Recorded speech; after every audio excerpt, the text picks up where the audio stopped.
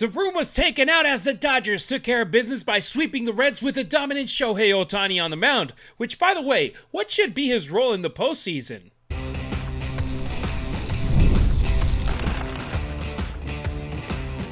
You are Locked On Dodgers, your daily Los Angeles Dodgers podcast. Part of the Locked On Podcast Network, your team every day. It's time for Locked On Dodgers, part of the Locked On Podcast Network, your team every day. The Dodgers just swept the Reds. We'll break it down how they pulled it off, get the Reds' perspective in a crossover with Jeff Carr from Locked On Reds, and we'll talk Shohei Ohtani because he finally got his first win as a Dodgers pitcher. And now the question is, how should the team use him in October? Opener, closer, or just stick to DH? All that and more in today's episode, which is brought to you by Game Time. Download the Game Time app, create an account, and use the code LOCKEDONMLB for $20 off of your first purchase. I'm Harry Ruiz, Spanish radio play-by-play broadcaster for the Las Vegas Raiders and the USC Football Trojans, a native Angelino with nearly 2 decades of experience working in sports media, and I bleed Dodger Blue for life. You can follow me on X at Harry Ruiz, on Instagram at Harry_Ruiz, and on TikTok at Harry Ruiz_.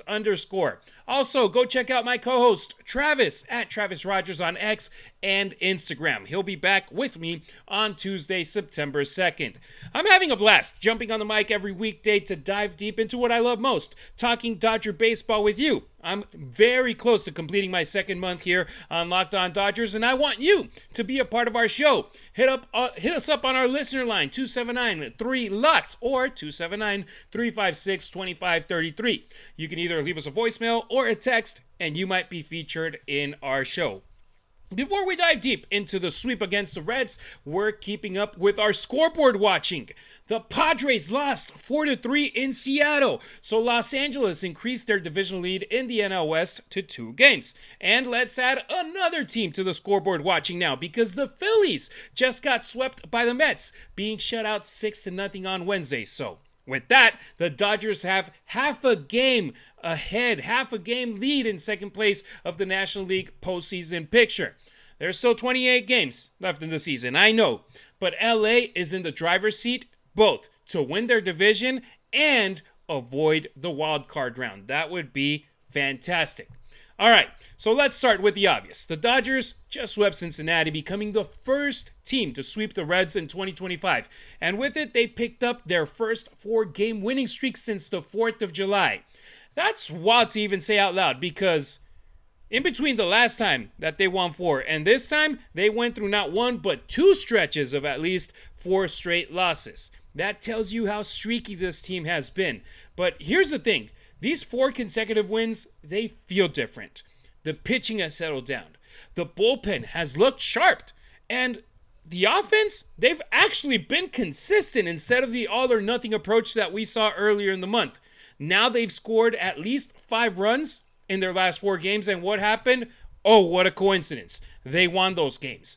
Each of their last 8 victories, 5+ runs. When you get these guys in the mindset of, let me get on base. It doesn't matter if it's with singles, if it's with walks, if it's with a double, triple home run. Let me just get on base. Let the next guy in line to come up at bat and potentially make good things happen. You don't have to score 5 runs per inning to win games. If you score 5 runs in a 9-inning span, you'll be in a good spot. Sometimes it hurts when you only score 1 and you feel that you leave the potential of scoring more in the bases, but it's better to score 1 than score none, and the Dodgers, they've taken that mentality. They struggled early, though, on Wednesday. Nick Lodolo, he looked great. He was perfect through 3 innings, but in the 4th, every single Dodger in the starting lineup went up at bat, and none of them got more than a single. They ended up scoring 4 runs off of 2 runs batted in, with hits from Kike Hernandez and Dalton Rushing. 2 RBI hits from both of these guys in the bottom of the order. The top of the lineup, they got on base. The next guys in line, they got them home. And that's incredible. Every single player got up at bat. Nobody got more than a single. Nobody got past first base when they were at bat. That's great. That makes me believe this team can play baseball without needing to be home run dependent. Even Michael Conforto, he got into the party. He had 2 hits for the second time this series. Every game, he got a hit against the Reds, including a solo home run in the 8th that gave the Dodgers a 5-1 cushion that ended up being the final score. So when you even got Michael Conforto involved in a positive manner in that lineup, you know that this team is playing good baseball. If you're an everydayer here on Locked On Dodgers, you know I'm not a Michael Conforto supporter. I've given up on Conforto even before he got hot in July. And I quit more on him in August when, how do you follow your hottest month of the season with your coldest month of the season? At least now he's closing it strong when he's feeling Kike Hernandez breathing down his neck with the possibility of him playing more at left field, or Ha-Seong Kim coming back once September rolls around, also breathing down his neck. It's for the best of the Dodgers, same thing. You know I'm not a Tanner Scott fan, but if Tanner Scott starts playing good for the Dodgers, I have no issue with him being the closer. But I just need to see consistency from these players who, you look at Michael Conforto, $17 million a year. You look at Tanner Scott, that $70+ million contract that he signed with the Dodgers. They got paid to be big contributors to the squad. And Tanner Scott, it's unfair to say that he has left more of a bad taste in everybody's mouth and his experience with the Dodgers, because he has saved more games than those that he has blown. But those blown saves, they leave bad memories. Michael Conforto, man, March, April, May, June, August, 5 months of bad experiences by watching Michael Conforto and just stressing out on not being Michael Conforto, being Michael 04. So 5 months of bad baseball, you won't be able to hide them with a good month of July. You won't be able to hide them with a good series against the Reds. But having this good series against the Reds has allowed now Dave Roberts to give him a little bit more of a leash, to be like, okay, I'm going to let you stay in that lineup, show everybody why the front office paid you $17 million. Shohei Ohtani, on the other hand, that man earned $70 million in average per year on his Dodgers contract, and there's times that I'm like, he's underpaid. He should be getting paid more. He was spectacular. Back to the Ohtani that we know after a rough outing in Colorado. And I'll be diving deep into his pitching performance and his role in the postseason later on in the show. But man, Shohei Ohtani, worth every single penny. His second bobblehead night, and fans packed Dodger Stadium, and they enjoyed a great pitching outing by number 17. And let's say this, the Reds, they're not a bad team. They're scrappy, they're young, and they're fighting for a wild card spot. So sweeping them matters.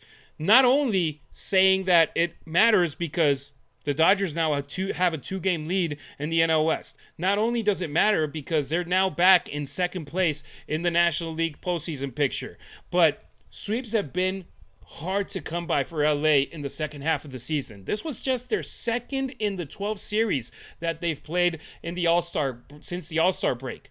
These Reds came to LA needing wins, but the Dodgers showed you what you and I hope we can get out of them in September and October. Really good pitching and hitters not depending on home runs to score. 18 runs went to the plate in this series. Only 6 came via the long ball. So, first takeaway, this Dodgers team might finally be turning the corner from that slump. And it wasn't even that bad compared to like other teams like the Rockies, Marlins, that they can't get it together. This is a slump for LA. When you have a losing record in a certain amount of time, that's what we call a slump. That's a slump that they found themselves in since losing 18-1 on 4th of July to the Astros. Now, it's late August. The standings are tight, both in the fight for the second seed in the National League and in the NL West. And the team needs to keep stringing wins together, especially against teams with a losing record. And, oh, what a coincidence. The next 5 series for the Boys in Blue are against teams with sub-500 records. So, 4 wins in a row is a start. And it might be the spark that they needed heading into the final month of the 2025 regular season. All right, coming up next here on Locked On Dodgers, I'm going to talk with Jeff Carr from Locked On Reds and get his point of view from this series where we enjoyed it, but they didn't. Hey, Locked On Dodgers fans, are you still paying full price for gas? Stop leaving money behind. Get real cash back every time you fill up with the free Upside app. Simply download the free Upside app in the App Store or Google Play right now and start earning cash at the pump today.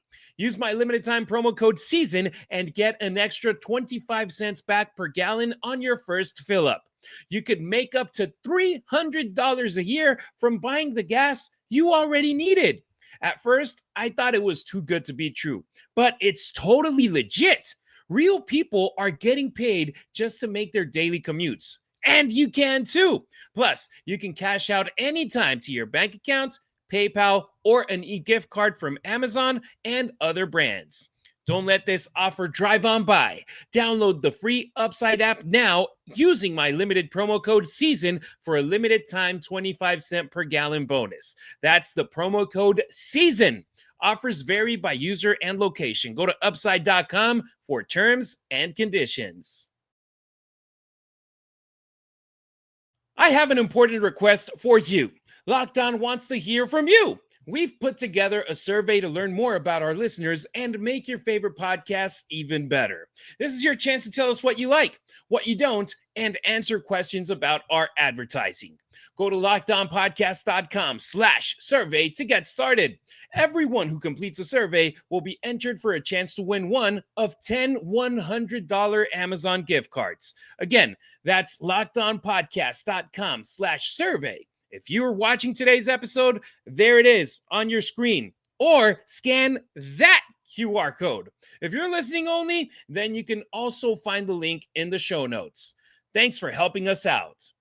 Well, we're glad that's over. Well, Reds fans are. I don't think the Dodgers wanted it to end because, quite frankly, that was a drubbing. That was an outclass, and that was a series that makes you really question if one team was actually a major league team or not, because the way that the Reds played in this series and the way that the Dodgers owned them just was an absolute, I mean, it was an ownage. That's the perfect way to say it. And Harry, Ruiz, and myself are breaking down for the next couple of minutes here, just this absolute, the Dodgers looked so good. I mean, the third game of the series, Harry, they struck out the Reds 19 times. You can only make 27 outs in a game. Like, that is an insane number.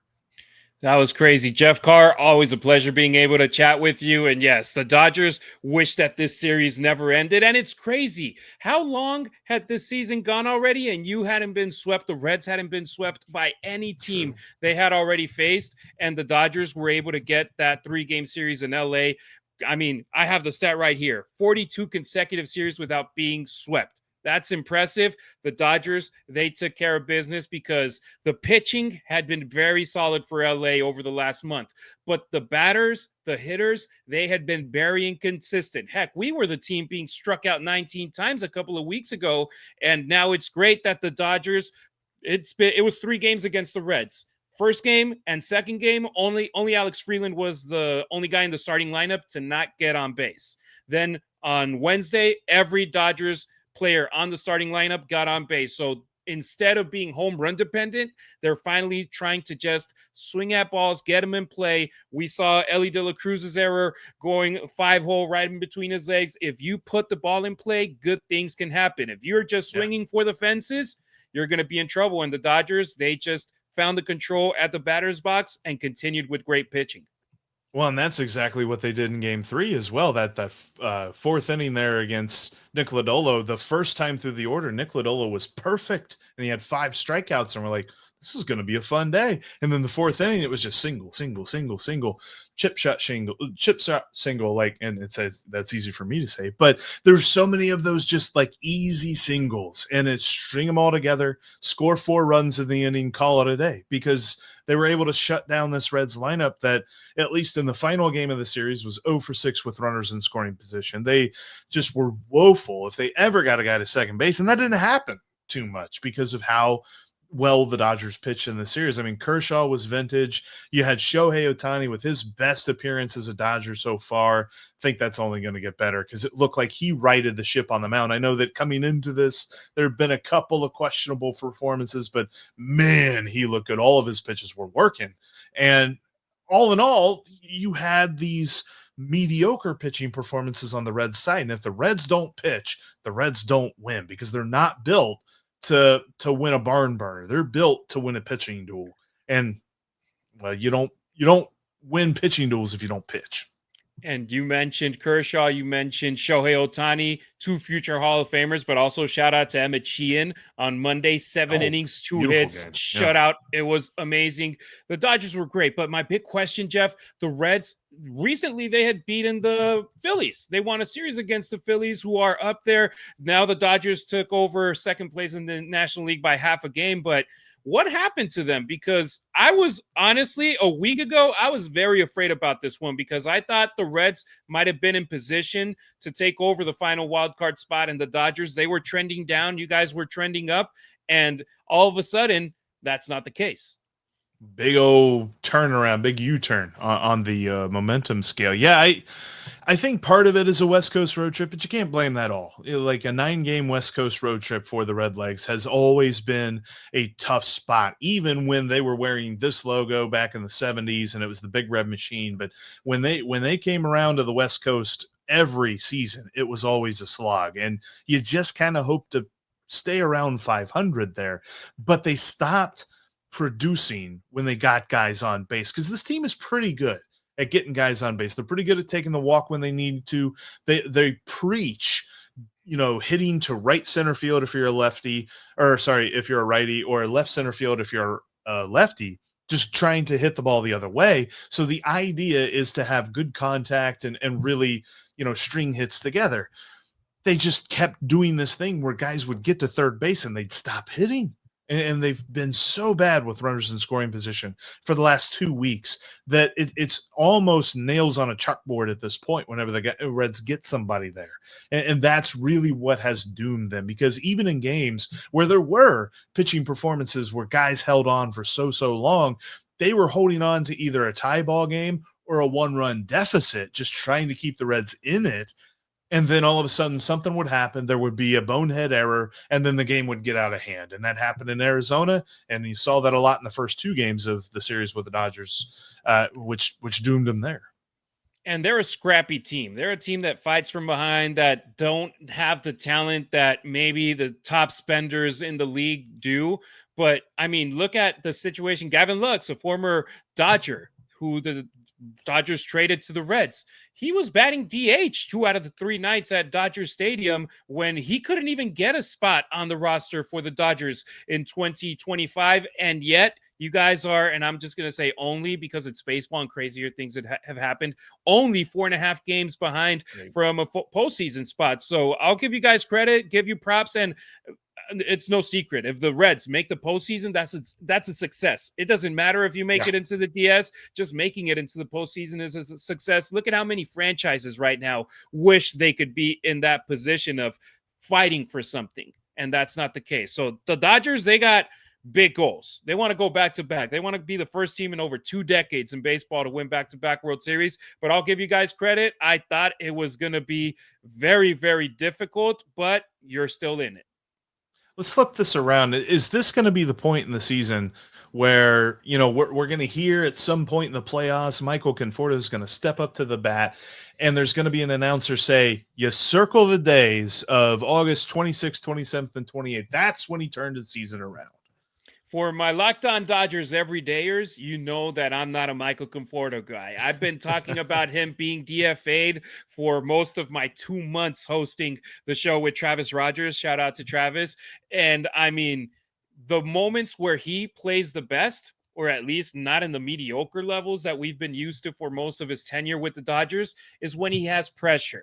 In July, he played good baseball for his standards. Why? Because the trade deadline was right around the corner, and the Dodgers were looking into potentially bringing in a left fielder via a trade. How Conforto was playing decent baseball, they didn't trade for a left fielder, and they also have players coming back from the injured list. Now, Kike Hernandez, He was supposed to start on Tuesday's game as a left fielder, but Michael Conforto got 2 doubles on Monday, so they left him in the game for Tuesday. They left him in the game for Wednesday, and he got hits in both games. He got on base. So I just feel that when the pressure is coming for Michael Conforto, when he starts feeling footsteps behind him, is when he performs the best.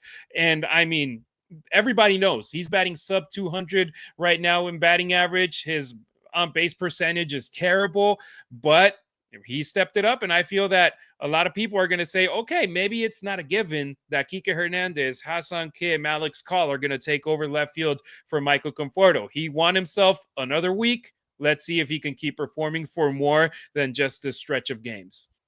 Yeah, I know that the Reds broadcast was talking some crap about Michael Conforto there in game 1. And the whole time they were doing that, I was like, guys. Don't jinx knock on it. wood, Don't jinx fingers it. crossed. Ah! And then it happened, obviously. But I know this, like, looking forward, it's tough. You're right. There's still a chance that the Reds can make a run. They do play the Mets and the Padres back-to-back coming up here in a couple of weeks. They've got a couple of teams on their schedule that they should be able to make a run against, but they've backed themselves so far into the corner that they got nowhere to go but forward. And so hopefully they can do that. When it comes to the Dodgers, though, does it seem as though they are ahead for good in the NL West? They're in the driver's seat right now, and that's positive. That's good. They don't have any more matchups against the Padres, which I feel is a positive right now for them, unless they potentially face each other in the postseason. But the way that the schedule is structured, I was comparing the Dodgers schedule and the Padres schedule, and it was favorable for LA. More games against teams with losing records for LA, more games at home for the Dodgers. So I feel that it's set up in a favorable way. And right now, the Dodgers have a 2-game lead over San Diego. And you know that type of situation where you're looking down looking up to the team that you're chasing, that you want to replace, it's harder playing with that pressure compared to the Dodgers who've been there, who've done that, who've been in the playoffs for every year, the last 12, 13 seasons, and most of them as the divisional champions. So now it's on the Padres. And you saw on that Sunday game where it was like, okay, momentum shifted to the Dodgers. And right now, that's the situation where they're at. Well, we're going to have you covered every step of the way, both on Locked On Dodgers and Locked On Reds. So make sure you subscribe to both of our channels because we are part of the Locked On Podcast Network, your team every day. There's nothing like catching a baseball game live. The energy, the crowd, the chance to see your team in person. But actually getting tickets? That's the tough part. Queues, login screens, surprise fees. It takes all the fun out of it. That's why I use Game Time, the app that gives the advantage back to fans. Game Time is fast, easy, and backed by the Game Time guarantee. You'll always get 100% authentic tickets, delivered on time and at the best price. Plus, all fees are included, so the price you see is the price you pay. The app makes it super simple. I could even see the exact view from my seat before buying. Best part, unlike other apps and websites, fees are included. You know your total up front with no surprise fees at checkout.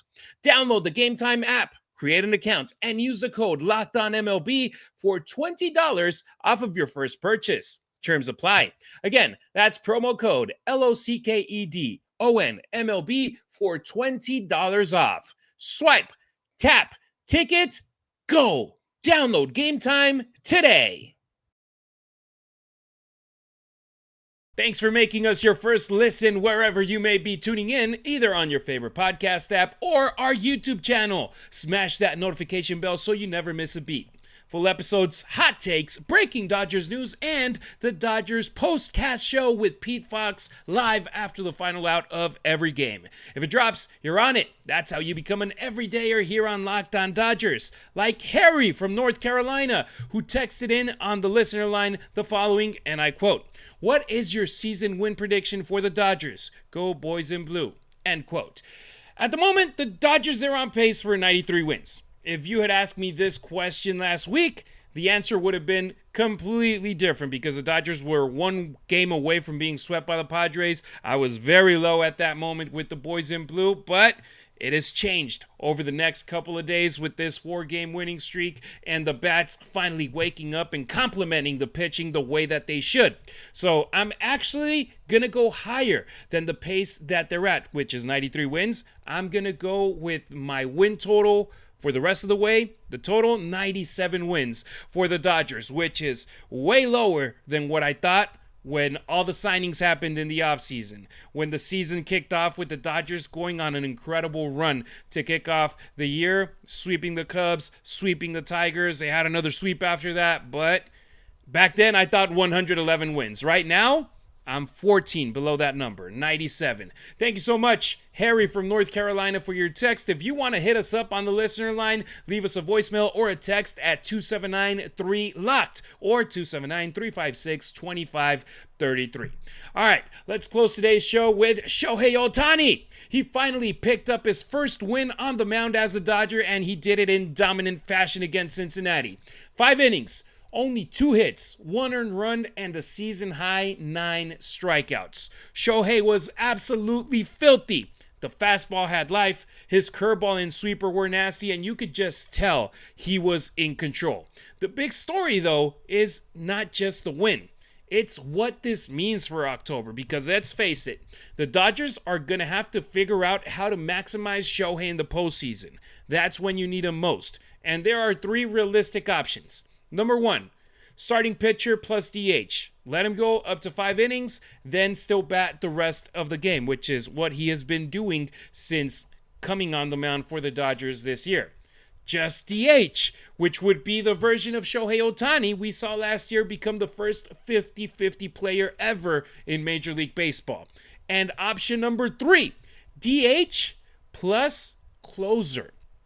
Maybe this is the wildest option because that would mean he's the leadoff hitter from the get-go, but then he's used as your shutdown guy in the 9th, and he won't be able to play anymore in case your opponent ties it up and it goes to extra innings, or your opponent takes the lead if you're at Dodger Stadium, and if Shohei Ohtani is scheduled to be up at bat in the bottom of the inning, he's out of the game. So, Mark Pryor, Dodgers pitching coach, said the following when asked on the Dan Patrick Show about the possibility of Shohei coming out of the bullpen. He said that the scenario has been discussed, so it's something that the front office and the coaching staff have talked about. If you're Dave Roberts, if you're the manager for this team, the skipper, what are you going to do?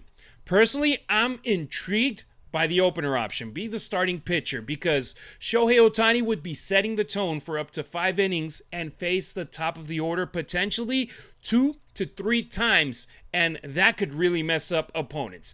When you've seen a bullpen game, you see that maybe the closer isn't closing the game. He's starting the game. Why? Because you want to set the tone against the top 3 or 4 guys in the lineup and take care of business against them. Shohei Ohtani, if he starts a game and goes at least 5 innings, that means that he faces the top of the lineup at least twice. If you're able to get out of it, allowing at least just 3 base runners, let's put it that way, which I think was the case for Shohei Ohtani in this game against the Reds. 3 or 4 base runners, you leave the bullpen in a great spot where they're going to be facing the end of the lineup and the top of the lineup for the rest of the way, for the 4 innings, the 3 innings that you would be leaving him in. And plus, Shohei Ohtani, it was already announced by Dave Roberts that the plan is for him to pitch again on Wednesday and again 5 innings. If the Dodgers were planning on having him be just a closer, that means pitching 1 inning, why are you stretching him out? Why are you putting him in that situation? And the reality is the Dodgers, they're in a best position for success right now with Shohei Ohtani pitching 5 innings, with him being on the mound for 5 innings. So I understand that it has been discussed. He has only closed 1 game in his career. The final in the World Baseball Classic of a couple of years ago, Japan, U.S., he closed the game. Everybody remembers that at bat. Shohei, Mike Trout, strikeout. Everybody was stuck to their TV. They were glued to their monitors. They knew that something special was happening. And I think the only way that happens for the Dodgers is if they're in a Game 7 or if they're in a series clinching situation and you have Shohei Ohtani available to go out there and pitch, and you have more than a 1-run lead. Because even Shohei surrendered a home run on Wednesday night. Even Shohei was rocked in Colorado, which is a different monster playing at Coors Field. The altitude, it's different than being at sea level. The ball doesn't move as much, so the Rockies got to him in his latest start before Wednesday. So it's a different monster. So I feel if you have a 2+ run lead, it would be safe, but I would only do it in a clinching situation. Or if it's the World Series and you got to win one more game and you got to lead and you feel that Shohei gives you the best option compared to Tanner Scott, Kirby Yates, Blake Trinan, send him out there. But I wouldn't just have him guessing. What am I going to do? Am I going to go out there and pitch right now? Or am I going to be waiting in the bench, in the dugout for my next at-bat? Because pitchers, they're monsters of habit. Shohei knows on days that he's starting, everything he has to do pregame and then go on the mound and pitch, go in the batter's box and bat, go back on the mound, go back and forth. When he doesn't pitch, he's a DH. He knows how his day's going to go. If you just put it out there, you're going to be closing here and there, what's going to happen? Like if you send him out to the bullpen to warm up and all of a sudden his turn at bat comes up because the Dodgers lineup got men on base and everybody goes up at bat, what do? Do you send him out of the bullpen and send him up to hit? That's something which is a scenario that could definitely happen. Everybody at the Dodgers ended up going up at bat in the 4th inning after being no hit in the first 3 innings. So that's a situation that could happen, and I feel that the best choice is just keeping him at DH. He's already been the Dodgers' best hitter in 2024 and 25 when it comes to hits, home runs, RBIs, being a trusted guy. And I feel that you would be limiting the risk of injury in October just having him as a DH. That would be the safest bet. But if you want to take as much advantage of him being a player, being the highest paid Dodger in your roster, $700 million man, he loves being able to help this team as much as possible. I say opener and DH. That's the best option. Not the safest, but the best option in my opinion. If you want to have him close in the World Series, Game 5, if you have a 3-1 lead, go for it. Or Game 7 and you got a 2-run lead, go for it. But to start things off, NLDS, NLCS, Worlds, those first 2 rounds, hopefully we're not in the wild card. Those first 2 rounds, let him be opener and DH. That's just my opinion. I want to see what you think. Let me know in the comments below or hit us up on our listener line once again, 279-3-LOCKED, 279-356-2533. All right, that'll do it for today's show. Thank you so much for making Locked On Dodgers your first listen. If you're so craving more baseball talk, have the all-new Locked On MLB Game Night be your second listen. Every game, every night, all season long. Get local analysis on a national scale. Find it on Locked On MLB on YouTube or wherever you get your podcasts. And also, catch Pete Fox after every Dodgers game on our YouTube channel with his live postcast. I'll be back on Friday to dive deep into which are the 13 pitchers that I think the Dodgers should roll with into the postseason. Plus, we preview the 3-game series against the D-backs before a 6-game East Coast road trip. I appreciate you riding with me. Until next time, keep it real, keep it Dodger Blue.